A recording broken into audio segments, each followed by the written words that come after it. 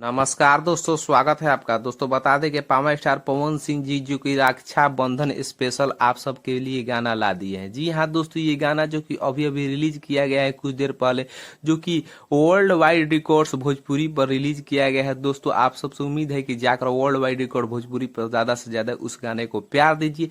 ये जो कि भाई बहन का प्यार पर ये सॉन्ग है और जो कि रक्षाबंधन के लिए इसको रिलीज किया गया। आप सब जाकर उस गाना को ज्यादा से ज्यादा व्यू बढ़ाइए और कमेंट लाइक कीजिए। दोस्तों बता दें कि ये गाना जो कि मेरा भारत महान मूवी का है और इसमें पावर स्टार पवन सिंह जी और खुशबू जैन जी खूबसूरत आवाज दी हुई है। इसका लिरिक्स जो कि अरविंद तिवारी जी और म्यूजिक छोटे बाबा जी दिए हुए हैं।